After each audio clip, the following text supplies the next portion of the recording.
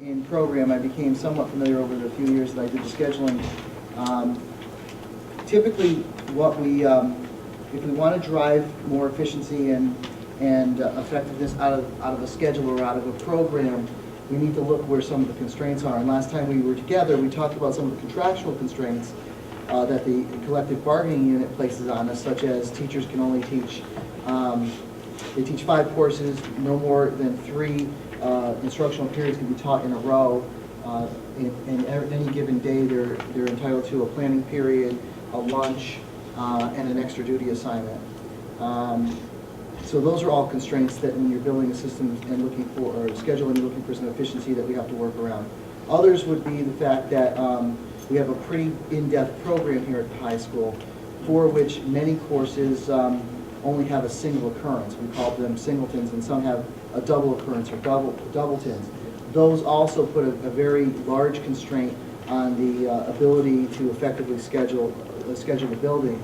I mean, in a perfect world, if you had a class size of 32, and I did hear a mention about the class size, we typically run 2 primary class size limits at the high school. For a advanced academic class, an AR or an IB program, we typically have a class size of 32. For a standard Regents class, it generally runs 26.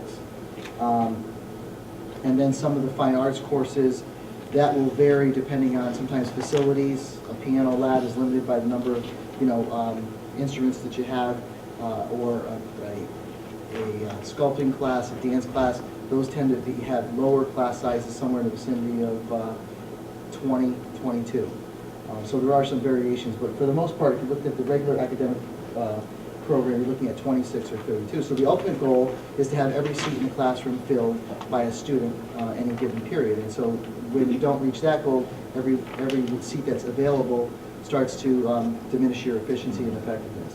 So what we thought we'd do is just have you take a look at this, because as we've been saying all along, to drive major cost savings out of any huge budget that's dependent on 70-some-odd% human resources, there's no place else to look except staff. And so one area that certainly has to be of some consideration is how do we assign staff within the high school.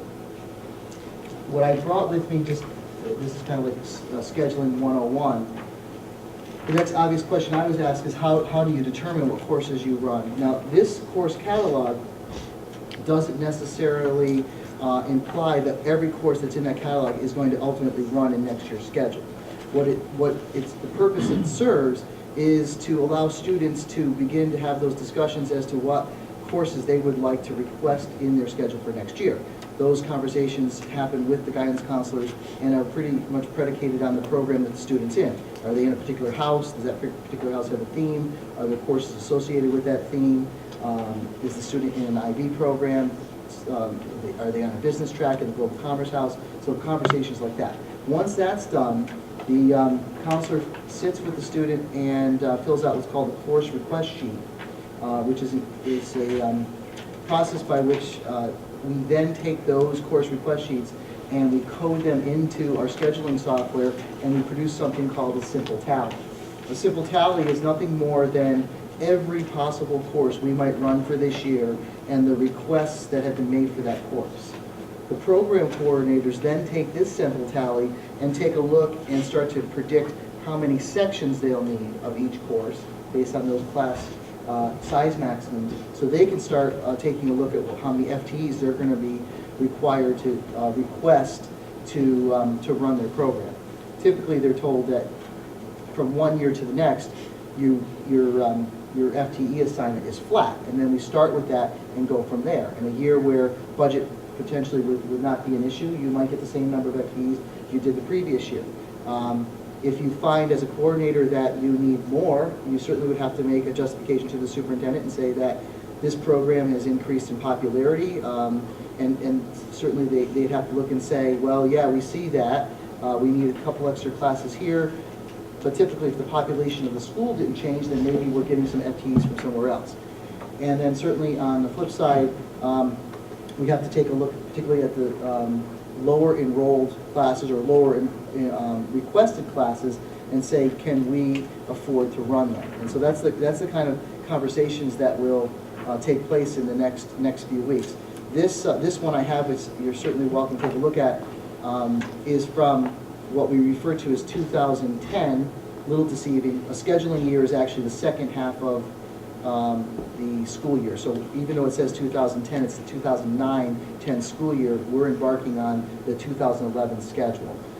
The 2011 course requests are just being entered as we sit here, so it is not a complete simple tally and would not lead to any fruitful discussion because the information is far from being complete, so certainly welcome to that. Then, Sal, yes. this year, with the Scholars Program coming in the college, Okay. that will now have to be factored into all of this also. Yes, any changes in program should have been reflected in the discussions that usually happen by Thanksgiving that formulate the course offerings in this book. We generally have always had a rule of thumb that a coordinator who might have an idea for a course needs to do that almost a year in advance. So those discussions have already taken place and should be in this book. At this point, we generally don't entertain adding any new courses. But wouldn't you have, maybe I'm just clouded here, but wouldn't you have some new courses and you're going to have the Scholars Program? In other words, okay, there'd be no new courses. It's extra programs, not. Okay, and I'm not familiar with that program. No, that's good. Specifically address your question. Clarification. But a hypothetical extension to that would be, I want to now offer a photography class as an art elective. Right. That discussion would have had to ensue last spring, made it to this course catalog. This course catalog was shared with the students, and requests would come in for the new half-year elective in photography. At this point, if that had not been discussed and developed and approved by our assistant superintendent for instruction, it would have never made it into the book or here. So one, Yes. before you, Yes, sure. the large elephant is what are you going to do with the ninth graders? Because we sat in this room, probably a couple months ago, and the superintendent said, we're going to restructure ninth grade. Well, obviously, Yep, that's a great that's a question. large elephant that costs money and is not reflected anywhere. And an unpopular answer from the business department would be, Don't do since those are anything. programmatic decisions, until they get decided at that level, I certainly couldn't speak to that. I can But it's a fiscal question, right? It sure It's certainly a is. big question mark. They're tied in. What I can say to you, this is just an effort to say that there is some agility to this.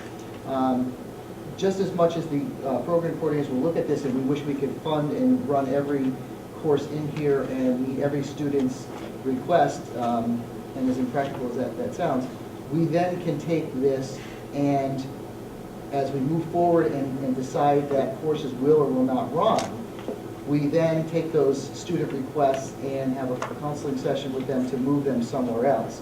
One example would be many of the courses that are in here are house specific. For instance, you can take English 9 Global Commerce, English 9 MST, English 9 GE. Well, if you kind of extrapolate that quickly, you can see that you lose efficiency in having house specific courses. You're running the same course, and ultimately you have, let's use round numbers, you have 90 students total, and theoretically you would need 3 sections. However, you have 4 houses and you want to run a 9th grade English class in each 4 houses, guess what? You have 4 sections. So you just lost a 0.2 FTE Right. for having house-specific classes.